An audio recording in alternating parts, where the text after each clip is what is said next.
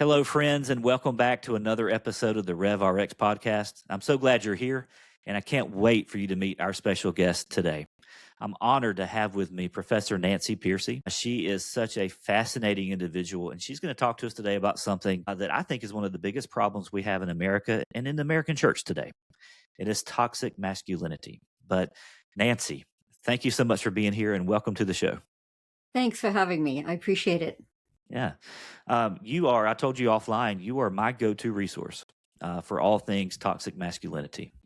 And we talked about how refreshing it is to have a female perspective on what this looks like and how the Bible outlines for us what masculinity is, but how we have a culture who has kind of hijacked that.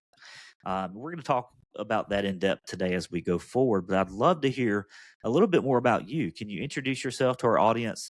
Tell us a little bit about who you are, what you're doing these days, and then what led you to kind of address this elephant in the room, toxic masculinity, head on. So I do teach at Houston Christian University, which was Houston Baptist until recently, but we changed our name, Houston Christian. So what that means is I get to teach young people, both undergrad and graduates, apologetics. I teach in the apologetics department, so I get to teach people how to defend their faith all day, which is my dream job. That's awesome. Yeah. Equipping young people to answer the objections that they're going to encounter when they're out in the secular world, or even in their own families, That's right. We have non-believing family members. So my main goal is, my slogan for the class is, for every what, you need a why. Yes. For every bit of doctrine you learn, you need to know how to explain it and defend it to your non-Christian friends and family members. Yeah.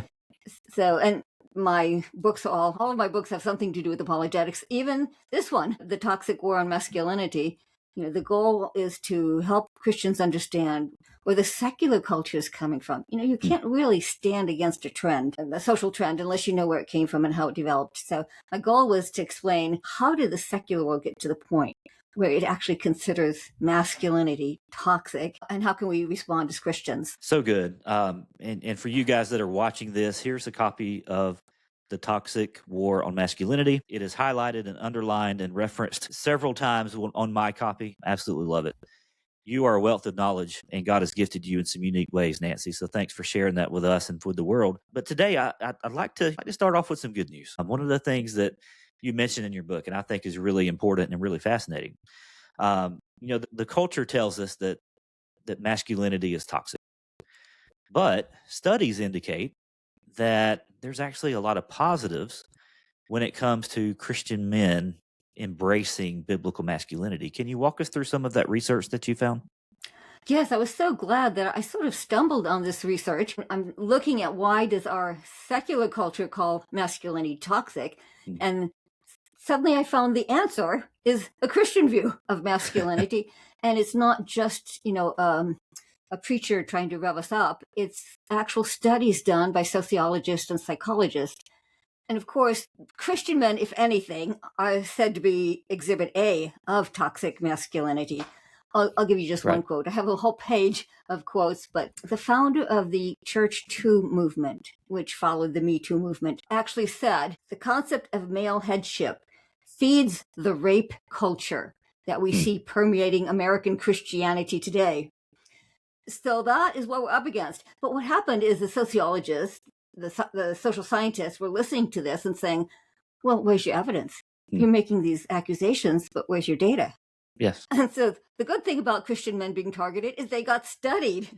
And so in my book, I quote about a dozen studies, and I was blown away. Yeah. I did not expect Christian men to come out so on top in terms of, having test out as the most loving and engaged husbands and fathers. Right. In fact, let me give you some of the stats to back that up. So they test out as the most loving to their wives. And by the way, this is the wives speaking. I always get asked that. Yes, the wives are interviewed separately. Yeah, who did they ask? Exactly. So this is actually the wives reporting the highest level of happiness. Evangelical fathers spend more time with their children, 3.5 hours more per week, than secular men. Evangelical couples have the lowest rate of divorce, 35% lower than secular couples. And then, contrary to the media narrative, they actually have the lowest rate of domestic abuse and violence of any group in America. Sometimes a quote can help crystallize it. So let me give you a quote from the best known marriage sociologist in this area is Brad Wilcox at the University of Virginia. And to give you a sense of his stature, he gets published in places like the New York Times. So this is actually from a New York Times article. And he said, direct quote, "It turns out that the happiest of all wives in America are religious conservatives. Fully 73% of women who hold conservative gender values and attend church regularly with their husbands have high-quality marriages." Wow. How about that? Yes, exactly. And it's solid research. This is empirical data, so it's something you can confidently bring both into the churches and into the public square as well. Well, in the world where I am, it's this overlapping of faith and science. And I love it when science, empirical data, backs up what the Bible says. It's almost like God knew what he was doing, right? When he describes for us how we should act as men, and we'll get into some of this, but it's almost like he knew us. It's almost like he made us and created us and knows how we ought to be. Almost like there was a design there, right? Right. And that when we live according to that design, even science shows that, I forgot the one stat. The stat was also interviewing the men, and they also report being happier than secular men. Yeah. So they have better marriages, better families when they follow God's design. Exactly. Now, you mentioned in your book that there are basically competing scripts, two competing scripts for masculinity. Can you walk us through those, kind of what those look like, some characteristics of both of those, and how they play out in the American man? Yeah, this was very interesting. It was done by a sociologist. Again, we're getting the science, not a Christian, but he's so well known that he speaks all around the world. And so he came up with a very clever experiment where he would ask young men two questions. First, he would ask, what does it mean to be a good man? If you're at a funeral and in the eulogy, somebody says he was a good man, what does that mean? All around the world, even countries that had no Christian background, men had no trouble answering that question. They would immediately start listing things like honor, duty, integrity, sacrifice, do the right thing, look out for the little guy, and be generous, be responsible. And the sociologist would ask them, well, where'd you get that? And they would say, I don't know, it's just in the air we breathe. Or as Christians, we would say, they're made in God's image. And so even cultures that don't have a Christian background, it was fascinating. They knew exactly what it meant to use their masculine strength for good, not just to get what they want. But then he would ask a follow-up question. The sociologist, he would say, what does it mean if I say to you, man up, be a real man? And the young men themselves would say, no, that's very different. That means be tough, never show weakness, be competitive, play to win, and get rich, get laid, using their language. Yeah. And this non-Christian sociologist said, look what's happening to our young men. On the one hand, they have an innate knowledge of what it means to be a good man, to use their masculine strength that God gives them for good, to support, provide for those they love. But they're feeling cultural pressure at the same time to be the real man, as they put it, which is not all bad. I mean, we want people to hang tough in a crisis, but if it does get separated from a moral vision, then it can slide into misogyny and entitlement and dominance, basically the Andrew Tate phenomenon. Yeah. So that's what our young men in particular, are up against. They are feeling the tension between these two opposing sets of expectations. And that's why it's so important that we very explicitly tell them what it means to have a biblical view of masculinity. Let me give you one quick story. A graduate student of mine who's now teaching, she's teaching high school. She wrote me an email and she said, all my male students are fans of Andrew Tate. They're even using Andrew Tate quotes in the yearbook. I said, where do you teach? At a classical Christian school. So that really hit home, I thought. If we're not giving young men an aspirational biblical understanding of masculinity, they're going to reach out for these secular scripts. And we have to realize that it's not just that they're going to have nothing. It's not biblical or nothing. It's biblical or Andrew Tate. Yeah. And so that's why we need to get in there quickly and help them to be very biblical in their understanding. That helps us really put words to I think what a lot of men and young men are facing. And I'm probably on the generation that's kind of coming out of that. And I'm trying to help the men a little bit younger than me be able to face some of this pressure. So you've given us words by looking at these studies and by putting those into place for us to describe some of the things that we feel. A lot of men, we feel that tension, but we may not understand where that comes from. And so that's really helpful and meaningful. Now, is this where that term toxic masculinity begins to come from? When does that begin to get introduced, and kind of how do we view that aspect? Yes, well, most people think, and I did when I started this, I thought maybe 60s, 60s, second wave feminism. But when I started studying it, it turns out it started much, much earlier. It starts with the Industrial Revolution. Because before that, husbands and wives are working side by side all day on the family farm, the family business, the family industry. The children are working alongside them as well. And so the cultural expectations on men tended to focus much more on their caretaking role, because they're with people they love all day. And even secular historians, one of them puts it this way. He said the concept of masculine virtue was, quote, duty to God and man. I thought that was cool that even a secular historian picks that up. So where did we lose that concept of masculine virtue? Well, the Industrial Revolution took work out of the home. And of course, men had to follow the work out of the home into factories and offices. And for the first time in American history, they were not working with family members, people they loved, had a moral bond with. Instead, they were working as individuals in competition with other men. And that's a very different work environment. And that's when the literature starts to change. This was so surprising to me. Already in the 19th century, you see people starting to complain that men were losing their caretaking ethos, that they were becoming individualistic and self-centered and greedy and acquisitive, to use 19th century language, and that they were turning their work into an idol, that they were getting their main fulfillment and identity from work instead of from family and church. So the language, some of the language of the day was just as hostile as what we see today. And that's why it's important to understand where it came from. It came from an era where men got separated from their families, which kind of gives you the solution. We need to reconnect men to their wives and children, in spite of the fact that we still live in an industrial age. Well, and before I think your work was probably the first realization I had that, wow, that was a light bulb moment for me. It's when we took work out of the home and off the homestead, and men were removed from the family. Okay, well, now raising the kids becomes the mother's job. The young boys are at home with mom, and then dad's in this kind of cutthroat dog industrial world, and they're absent from the home. And when they do come home, a lot of times they're still consumed with this desire for success, and this desire for success outside of the home. And we just kind of start to see that as a slippery slope, don't we? We need to go back and read the 19th century, because we're so used to fathers being out of the home that we don't realize how traumatic they saw it at the time. At the time, you find historians and others saying things like, 19th century writer said, the greatest source of domestic sorrow today is paternal neglect. And you think, wait, the father's still technically in the home. It's not like today where we have a lot of fatherless homes. But because he was gone all day.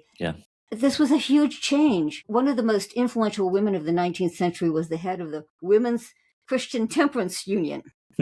And she said, God is our father, and yet the prototype of the divine is out of the home now, from weekend to weekend. Wow. And so at the time, people really felt the loss, of the father's presence in the home. And it's helpful for us because, everyone takes whatever our current situation is sort of, for granted. Isn't this just the norm? So it's helpful for us to realize, no, fathers used to be much more involved with their families. Yeah. It hasn't always been this way. It has not. And it gives you freedom to sort of think critically of, well, can we maybe recover that in some ways? Can we tweak the workplace even today to allow fathers to have more time with their families? And that's important. And I work outside the home, and I guess you feel like it's always been the way that it is now. It's kind of this recency bias that I think a lot of us have. But when you realize that was kind of the impetus behind some of these remarks and maybe the family becoming what it is, and the absence of the man from the home isn't a big deal. All right, so should be simple, right? We just insert the men back into the home. Unfortunately, we're still, a lot of men are still working outside of the home. One of the ways forward, though, that you try that again, that you present is kind of investing into your sons. It doesn't mean, you're home 24/7, because let's face it, what's a realistic plan moving forward for us as men today? We're probably not going to be stay-at-home dads, most of us. What is it that we can do? Well, investing in our kids can take a different form, can't it? We may not can go back to the good old days where we worked the homestead and our boys are alongside us and we're plowing the field and we're doing all of these things as we have done in the 19th century. But moving forward, I think there is still a place for investing deeply in our sons' lives. Can you share with us a little bit about what that may look like in our current world today? Yes, of course, writing on the subject, you have to have some solutions. And so it's mostly anecdotal, but I gave a lot of stories of men who found ways to adjust the workplace. I mean, some of them went to the lengths of actually quitting their jobs and having a consultant job Yeah. that gave them more freedom. Some of them just left work early, a couple days a week, to coach their sons' basketball and football teams. Some of them started home businesses. I have a couple of examples of men that you just wouldn't expect. A jewelry maker, for example, the things that you might not expect. Yeah. He quit his job and started having a home-based business where he provided custom jewelry to different companies. Yeah. And actually, this was fascinating to me. This is not in the book because it came out after the book. Mm-hmm. But Harvard University did a study on the pandemic. And it was reported in the New York Times, which also kind of surprised me, because the title was, during the pandemic, 68% of fathers said they got closer to their children, and they don't want to lose that. Wow. So the pandemic helped some people rethink, having their kids maybe doing home schooling maybe during that time. And some fathers worked remotely during that time. Yeah. One of my graduate students, her husband came home during the pandemic. He's an IT professional. And so I interviewed him and he said the transition was seamless with all of the technology now. And because I was home more, I decided I would be the parent who makes lunch. Because I was home more, I could be involved with my kids' schooling, talk to them about what they're learning. Because I was home more, I could take the kids to soccer practice. And he said, I'm never going back to 40 hours in a cubicle. And then the cool part was he added, the time that I used to spend commuting to work, I now spend praying with my wife. Wow. So I tried to give people inspirational stories of how they might be able to work even within the modern workplace. Yeah. Can we tweak it? Can we have some remote work, some hybrid work? There are ways that fathers can do that. And CEOs are more open to it now. I also had to go and interview the CEOs, so they've got to be on board. So I'll give you one quote. It was a CEO at Zillow, I think. Zillow, the real estate, whatever it's called. At any rate, he said we were always hesitant, about remote work. We thought people would slack off, of course. And then he says, this is the direct quote, during the pandemic, our fears were completely exploded. Wow. We were not seeing any drop in productivity. So there's studies now showing that having home-based work, or at least part of the time, hybrid maybe, just so that fathers can be more involved with their children, they end up being better workers. Yeah. Because they're more motivated. They're happier with their family life, and so that makes them better workers. Absolutely. I worked remotely during COVID and then for about 5 years after that, up until recently. And it was some of the best years of my life. Just really being able to connect on a lot of different levels. You miss so much being outside of the home. And of course I miss that now that things have kind of changed for our situation.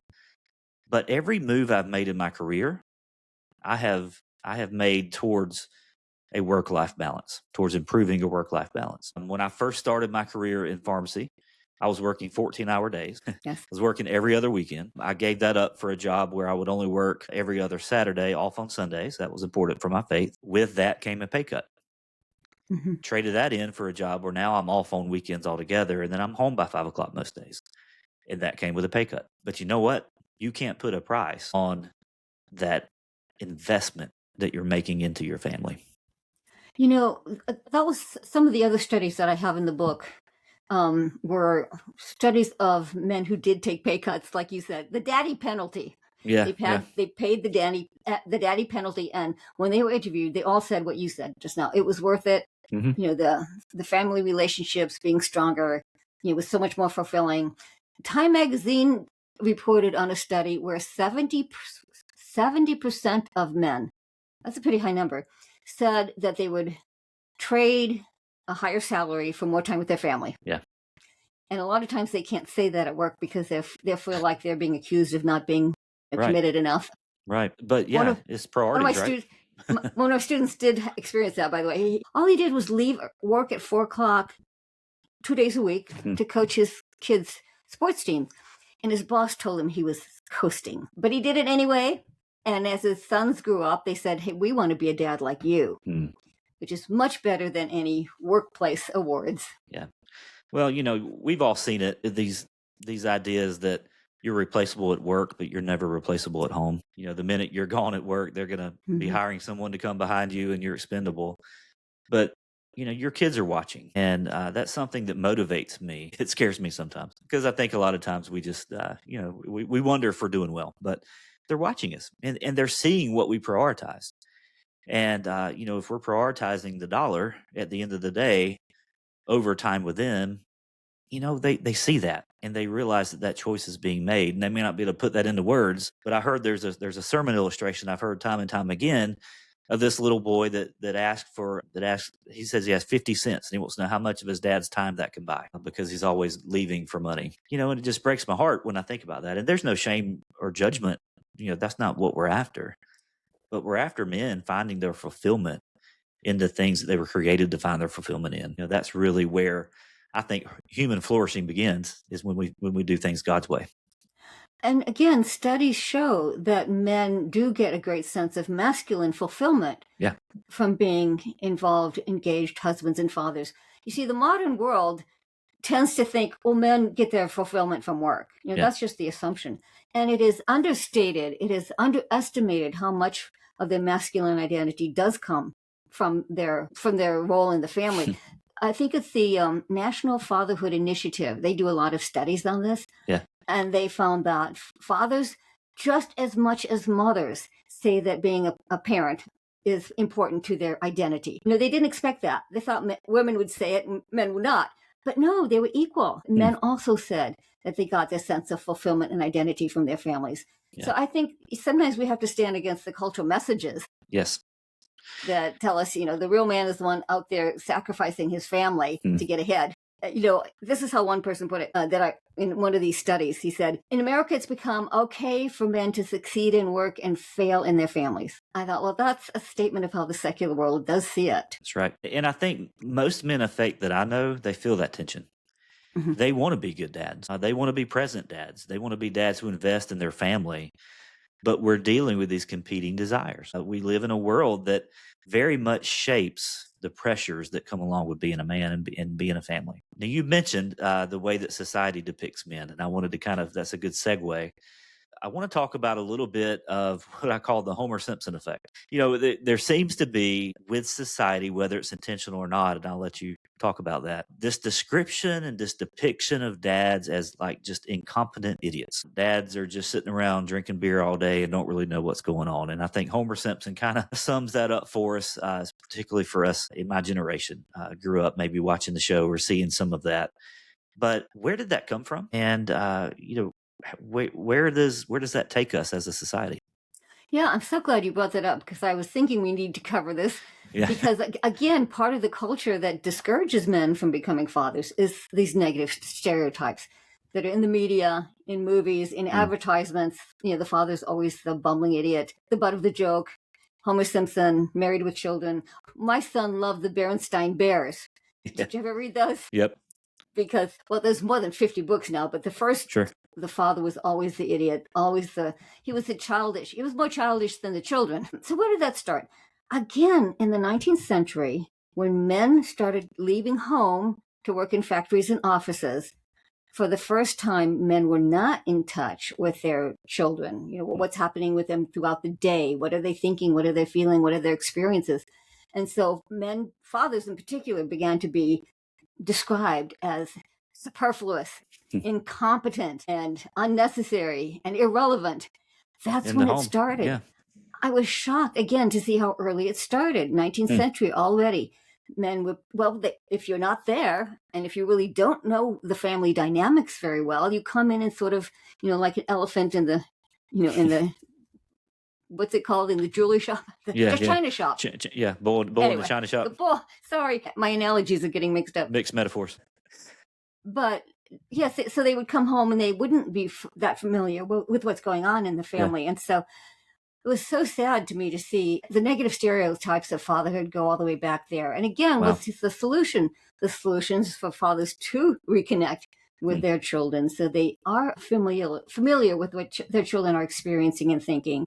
The importance of fathers really came out. Sorry, I forgot to bring water. We can cut this, right? Yeah, we can. You're good. Sorry, I knew I should have brought water.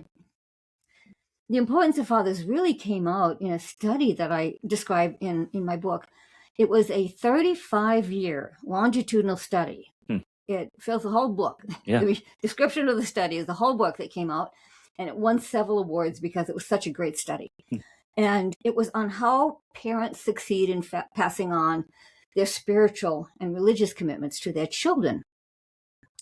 Studied it for 35 years and came up with two surprising results.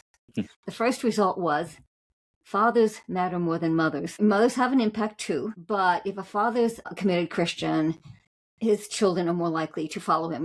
They have the charts and graphs, and so you can see, okay, mothers come up to here, but fathers come up to here. But then the second finding was it also depends on the quality of the relationship, because the father can be, a pillar of the church, a moral exemplar, perfect theology. But if his children perceive him as cold and authoritarian, then they will not follow him. Wow. They will not follow him in his faith. So that was the result of 35 years of study that men do have. Fathers will influence whether they want to or not. I think that's important for men to realize.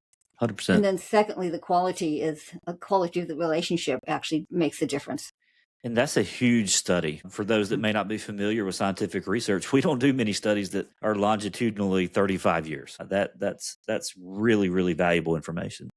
Let me give you a follow-up study, by the way. This was a smaller one, but it was done by on secular grounds, secular researchers. And they wanted to look at something a little bit narrower, but still important, which was, how do you raise masculine boys, masculine sons? And they found something very similar. They found that it does not matter how stereotypically masculine the father is, whether he's the John Wayne stereotype or whether he's gentler. The masculinity of the father does not matter. What matters is the quality of the relationship. Wow. If it's a warm, loving, supportive relationship, then the son will come out with a healthy, strong concept of masculinity. Yeah. So I thought that was an interesting, from a secular perspective, they found something very similar. Yeah, that relationship matters more than we know. I think it's kind of what we're saying here. And, even today, we have shows, we have movies that depict men as just these bumbling idiots that don't know anything that's going on in the home. We're just always like, oh, go ask your mother. One of my favorite comedians, he came out with an act recently, and he was basically depicting that same situation. That he didn't know anything at the home because he worked outside the home. And, it's sad because what we see and how we see things depicted in Hollywood and different places, it really shapes for us what we feel like are our expectations. And I'm sorry when somebody makes it into a joke too, because it's not funny. Right. It's not. You might laugh at that situation, but what's the bigger story here, right? Mm-hmm. The bigger story, and that's where you bring us hope, is that there are some practical steps we can take as fathers to be more involved with our children. That relationship, we've heard it time and time again in the 30 minutes we've been talking. That relationship with your kids is going to be one of the most important, if not the most important, calling on your life. I see a lot of dads today who, and I've been guilty of this in the past too. This isn't a preaching at people. It's possible to be there in the home and not be present. It's possible to be physically present but not really there.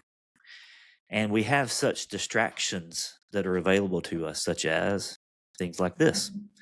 That's a cell phone for you guys listening, that are tempting for us. And I can't help but think that those are tools that the enemy uses to keep men distracted from their most important job.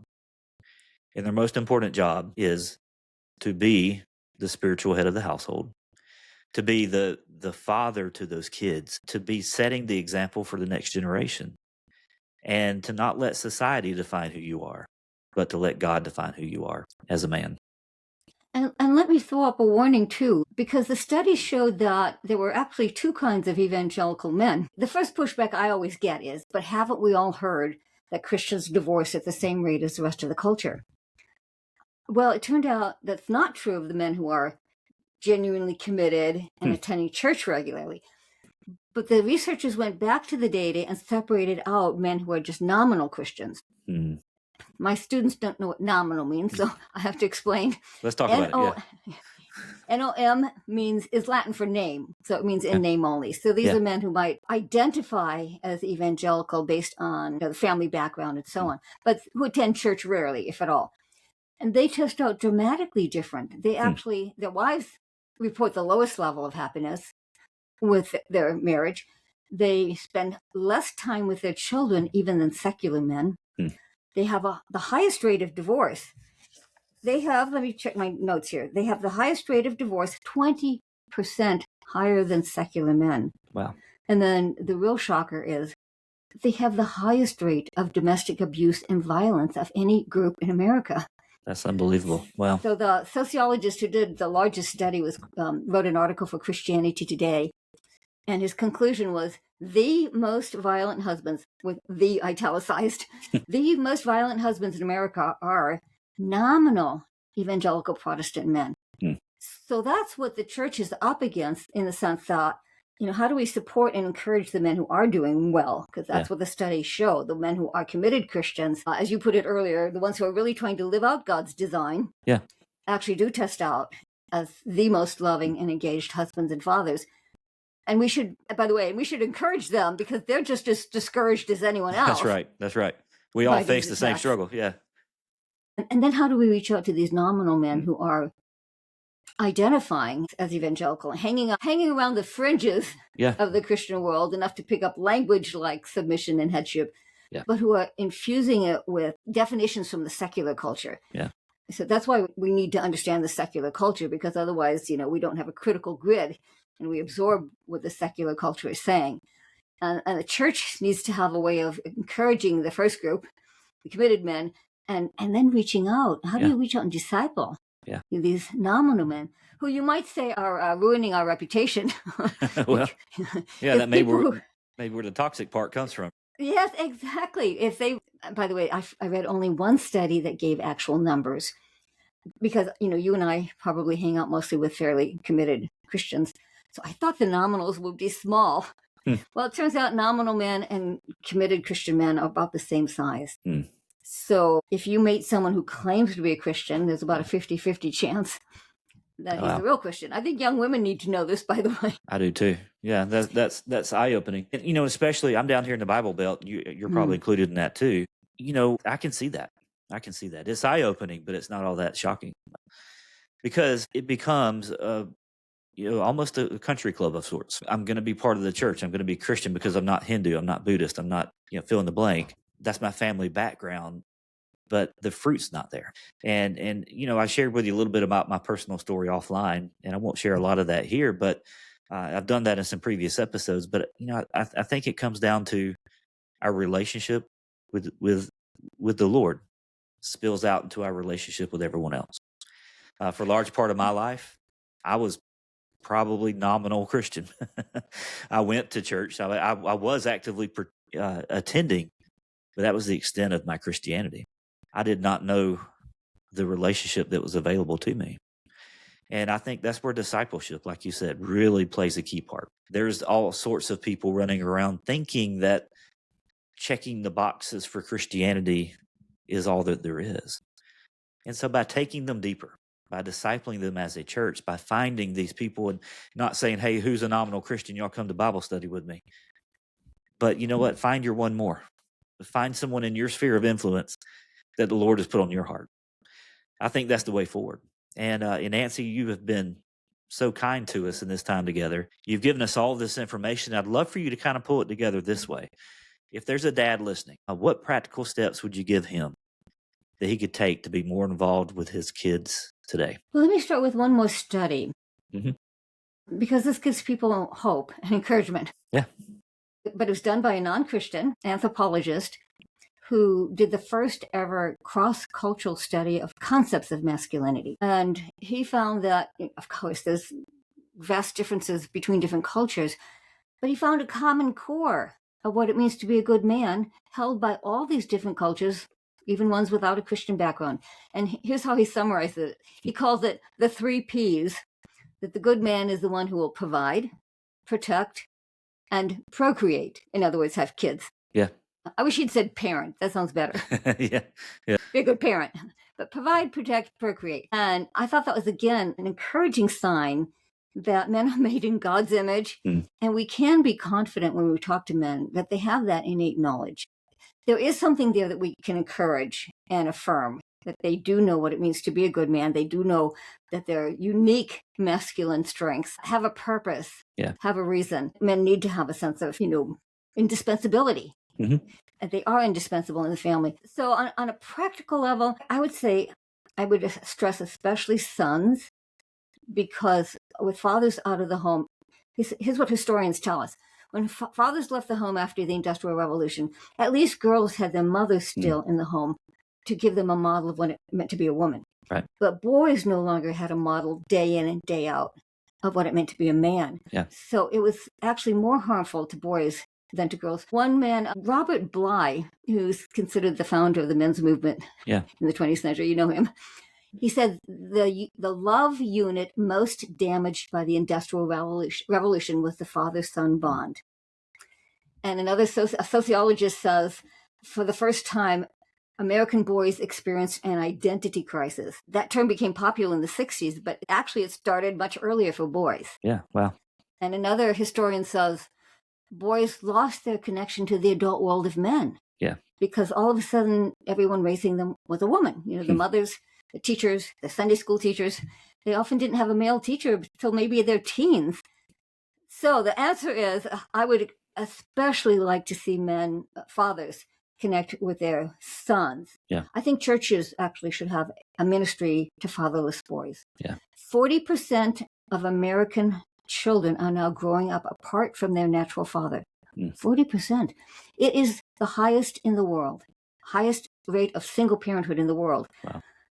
So the church needs to catch up with this and mentor fathers. Yeah. And maybe a special ministry to fatherless boys, because the studies have also found that father substitutes can have a big impact. Yeah. So church youth group leaders and teachers or relatives like uncles, coaches, all of the, even neighbors can sometimes have a huge impact in helping fatherless boys. So that's encouraging. That means there's enough for all of us. There's enough for all of us to do to help especially young boys. That's what came to mind for me, is that there's a job for all of us to do. If you have children and if you're a father, I want to encourage you to invest in those kids. That's the most important calling you have. And I want to tell you, you have what it takes. God has given you what you need. You're going to feel inadequate. We all do, but God's given you what it takes. If you're a mother, encourage your husband, your spouse. There is something for everybody. And I think together, we as the church can really help here. But Nancy, you are a joy and a treat, and you're a very gifted person. And I'm just privileged to be able to spend some time with you. Thank you for being here with us. I wanted to ask you, how can people connect with you and then be able to purchase a copy of this book? Well, I do have a website. My publisher was very kind in redesigning it, so it's colorful and nice. NancyPearcey.com. Nancy Pearcey is PEARCEY.com. And of course, the books, you can browse all of my books there, which is nice, all in one spot. Read the endorsements and see what people said. Yeah. Love Thy Body. I want to put a plug in for that. That's a good one. Yep. So Love Thy Body deals with the cutting edge moral issues like abortion and homosexuality, transgenderism. So it's very much on the cutting edge as well. But of course, you can buy them all on Amazon or any of your favorite bookstores, christianbook.com. You can buy them anywhere. And I'll add links to the show notes for all of those as well. But Nancy, thank you so much. I appreciate you and your voice and leaning into that. And I truly believe that this episode is going to impact somebody today for the good of the kingdom of God and for the good of some young boy out there who needs a father. So thank you so much for being our guest today on the RevRx podcast. Thank you. And thanks for letting me be part of your ministry. I think ministry to men is perhaps the most important ministry these days. So I appreciate it. Thanks so much. Bless you.